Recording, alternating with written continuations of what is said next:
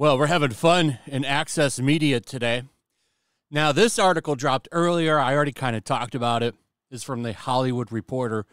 Is Disney bad at Star Wars in analysis? The quick answer is yes. They're awful at it. They have not made anything on the investment that they've put into this brand. No return on investment for Disney when it comes to Star Wars, and that falls on the leadership. And they refuse to change the leadership, so I don't feel bad about all of the money they lost because they've kind of asked for it by making absolutely no changes in the 12 years it's been since Disney bought them.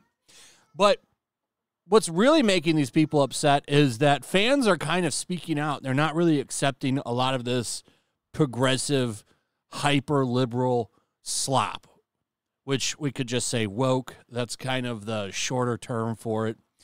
But people are tired of hyper-liberal, progressive entertainment that has nothing but the message. All of these Star Wars, like The Acolyte, a great example of what that kind of shit looks like and how sick of it people are, because that show didn't make any money. Nobody watched it. And they thought they had a hit there. That's what was so funny. Yeah, the modern audience, they're coming. So not just this article dropped today, but I was also alerted to this one from Variety, where they just pretty much whine that fans aren't going along with this and that they're effective and that they're getting all this shit batted down. But, of course, criticism is just called toxic fandom. How Hollywood is battling fans who are just out for blood, from social media boot camps to super fan focus groups. So it was interesting in a couple of things with this article. We found out that a lot of actors go through social media boot camps now where they learn how to interact with fans. I don't know if that's new or what. That's actually not a bad idea. They should probably put Rachel Ziegler in one, because she's already out there once again going after people. I think this is a good idea. Hey, could you not destroy our super expensive project? Could you not do that? That'd be great.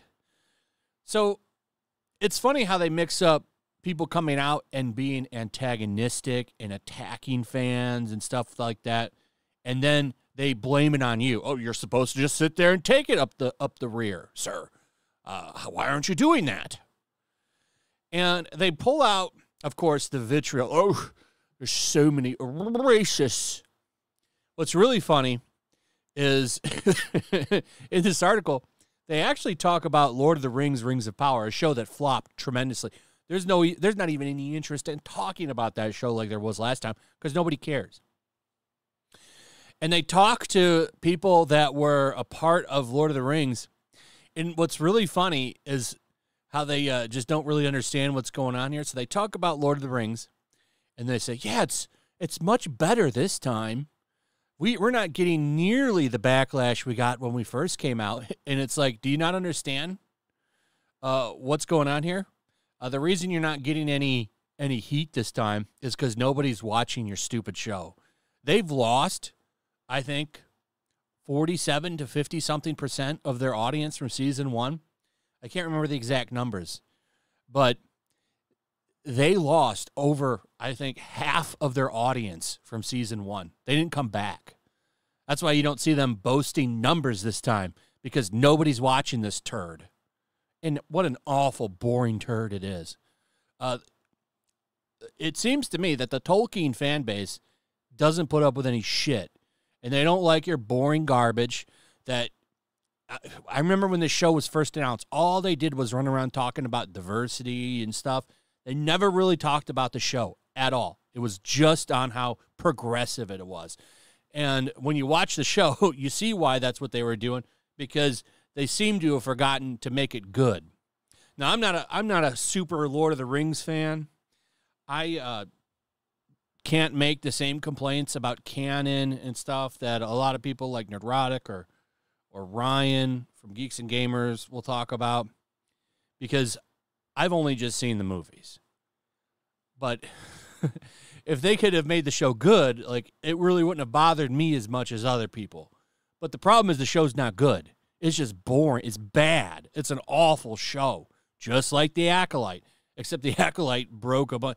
The Acolyte basically made Anakin Skywalker nothing special. That's what that show was, and that's why it pissed off a bunch of people. But they don't bother to talk about that in this article. All they talk about in this is the same old rehashed arguments that they've been pushing since 2016. They even talk about Ghostbusters in here. And they try to play it off like saying that the people that are upset about these franchises are very small. They're actually a very, very small subset. No, it's a large portion of the fandoms are sick of it. That's why it gets louder and louder and louder. Now, in some cases, it does die down because a lot of people have bounced. You're seeing that with The Acolyte. A lot of people are just there for the shit show now. And the only thing they want to watch are people's videos dunking on it because they don't like it. That's about it as far as growing and louder, is the people watching the content has grown because nobody's interested in the shit you're making. And you can try to gaslight and attack fans all the time. It's never going to work. You're not going. In fact, it's nowhere near as effective as it used to be. It used to be super effective, and that's stopped. Like, for some of the stuff in here, they talk about, like, The Boys. Nobody's talking about The Boys. And also, they talk about, I haven't watched the season final of not Rings of Power, sorry, House of the Dragon, but I know what happens in it. And nobody was talking about that, but they put it front and center in this collage here that you're seeing, acting like people are.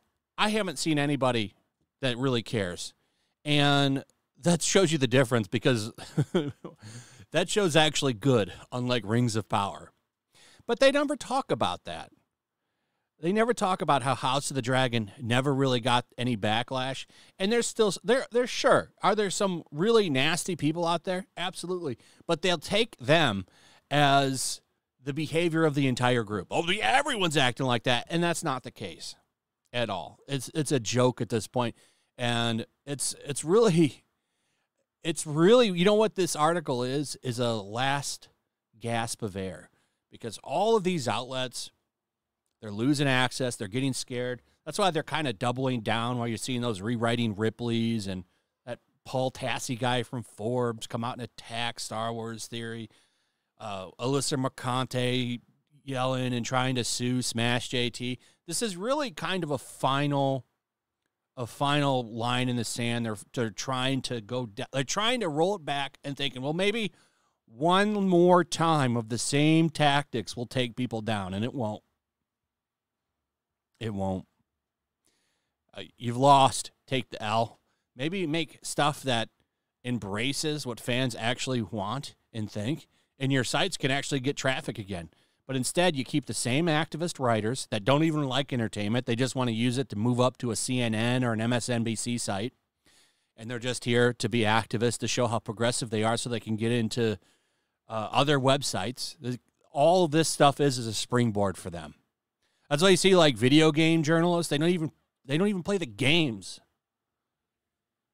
Not all of them, some of them. It's pretty obvious. You watch them play. They don't play these games. Anyway, that's pretty much it. Let me know what you guys think about all this in the comments. Also, if you would, please like, subscribe, share the video. Make sure you're still subscribed. Hit that notification bell, and we'll see you on the next one. Peace.